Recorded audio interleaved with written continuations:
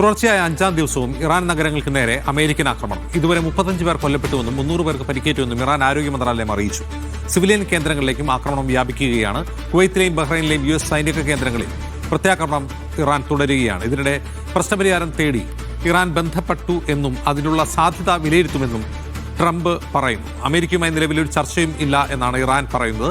അഹ്വാസിലെ കുട്ടികളുടെ ക്യാൻസർ ആശുപത്രി അമേരിക്കൻ ബോംബാക്രമണത്തിനിടെ ഒഴിപ്പിച്ചുവെന്നും റിപ്പോർട്ടുണ്ട്. MC നാസർ വിവരങ്ങളുമായി ചേരുന്നു. നാസർ, സംഘർഷം എങ്ങനെ തുടരും?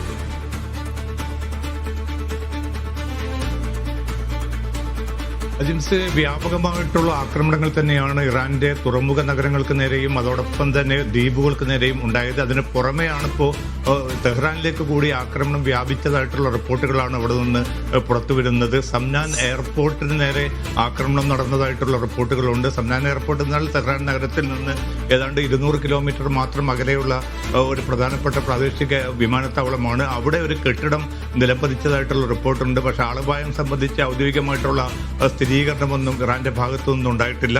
അതോടൊപ്പം തന്നെ ഒരു ഹോസ്പിറ്റലിൽ നിന്ന് ഏതാണ്ട് 211 രോഗികളെ അടിയന്തരമായിട്ട് മാറ്റേണ്ടി വന്നതായിട്ട് ഇറാൻ മാധ്യമങ്ങൾ റിപ്പോർട്ട് ചെയ്യുന്നുണ്ട്.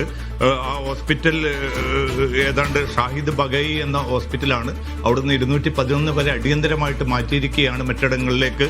കാരണം അവിടേക്കും ആക്രമണം വന്നു. അതായത് സിവിലിയൻ കേന്ദ്രങ്ങളിലേക്ക് കൂടി ആക്രമണം വ്യാപിക്കുന്നു എന്നതാണ് ഇപ്പോൾ ഈ 5-ാം ദിവസത്തെ ഒരു പ്രധാന വെടിത്തിരിവായിട്ട് നമ്മൾ കാണേണ്ടത്. അത് സ്വാഭാവികമായിട്ടും ആളപായവും പരിക്കേറ്റുന്നവരുടെ എണ്ണവും വർദ്ധിപ്പിക്കും. കാരണം 4 ദിവസത്തിനുള്ളിൽ മാത്രം 35 പേർ കൊല്ലപ്പെട്ടതായും അതോടൊപ്പം തന്നെ 300-ലേറെ പേർക്ക് പരിക്കേറ്റതായിട്ടും ഔദ്യോഗികമായിട്ട് ഇന്നലെ ഇറാൻ നേതൃത്വം സ്ഥിരീകരിച്ചിരുന്നു. പരിക്കേറ്റവരുടെ എണ്ണം അതിലും കൂടുതലാണെന്ന അനൌദ്യോഗിക റിപ്പോർട്ടുകൾ കൂടി പുറത്തുവിടുന്നുണ്ട്. അതിന് പുറമെയാണ് സ്ഫോടനത്തിൽ 7 സൈനികർ കൊല്ലപ്പെട്ടതായിട്ടുള്ള സ്ഥിരീകരണം ഇന്നലെ ഇറാൻ നടത്തിയിരിക്കുന്നത്. അപ്പോൾ കൂടുതൽ ആളപായത്തിലേക്കും മറ്റും നീങ്ങുന്നത് ഒരുപക്ഷെ ഈ പ്രതിസന്ധി അല്ലെങ്കിൽ ഈ സംഘർഷം കൂടുതൽ വ്യാപ്തിയിലേക്ക് നീങ്ങും. വളരെ ശക്തമായിട്ടുള്ള തിരിച്ചടി തങ്ങൾ ബഹ്റൈനിലെയും കുവൈത്തിലെയും സൈനിക കേന്ദ്രങ്ങൾക്കെതിരെ നടത്തിയെന്നാണ് IRGC അവകാശപ്പെടുന്നത്. ജോർദാന് നേരെ 8 ബാലിസ്റ്റിക് മിസൈൽ അയച്ചതായിട്ടുള്ള റിപ്പോർട്ടുകൾ കൂടി പുറത്തുവരുന്നുണ്ട്. അതോടൊപ്പം ഏതെങ്കിലും അർത്ഥത്തിൽ ഒരു പ്രതിസന്ധി പരിഹരിക്കാനുള്ള നീക്കങ്ങൾ മുന്നോട്ട് പോയതായിട്ടുള്ള യാതൊരു അതുമായി ബന്ധപ്പെട്ട റിപ്പോർട്ടുകളും ലഭ്യമല്ല.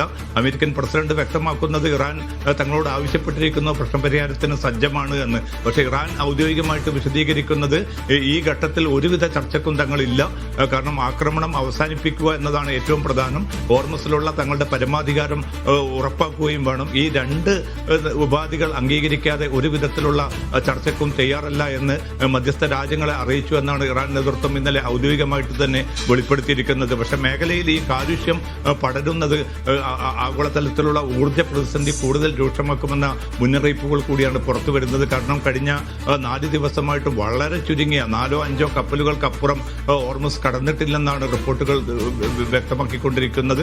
അപ്പോൾ ഈ ഒരു പശ്ചാത്തലത്തിൽ ഈ അമേരിക്ക രൂപപ്പെടുത്തിയ ബദൽ കപ്പൽ പാതയിലൂടെ പോയ കപ്പലുകൾക്ക് നേരെ ആക്രമണം ഉണ്ടായതോടുകൂടി അതിലൂടെയും ഒരു കപ്പലും പോകാത്ത ഒരവസ്ഥ കൂടി രൂപപ്പെട്ടിരിക്കുകയാണ്. അപ്പോൾ സ്ഥിതി പ്രശ്നത്തിലൊരു പരിഹാരം വേണമെങ്കിൽ മധ്യസ്ഥ രാജ്യങ്ങളുടെ ഭാഗത്തു നിന്നുള്ള ശക്തമായിട്ടുള്ള ഇടപെടൽ, അതിനോട് അനുകൂലമായിട്ട് അമേരിക്കയുടെയും ഇറാന്റെയും ഭാഗത്തു നിന്നുള്ള പ്രതികരണം ഉണ്ടാകേണ്ടതുണ്ട്. പക്ഷേ ഈ ഒരു സമയത്ത് ഈ 5-ാം ദിവസത്തിൽ എത്തി നിൽക്കുന്ന ഈ കടുത്ത ആക്രമണ പ്രത്യാക്രമണങ്ങൾക്കിടയിൽ അത്തരമൊരു നീക്കത്തെക്കുറിച്ചൊരു സൂചന പോലും ഇരു രാജ്യങ്ങളും നൽകുന്നില്ല എന്നതാണ് ഏറ്റവും നിർഭാഗ്യകരമായിട്ടുള്ള അവസ്ഥ.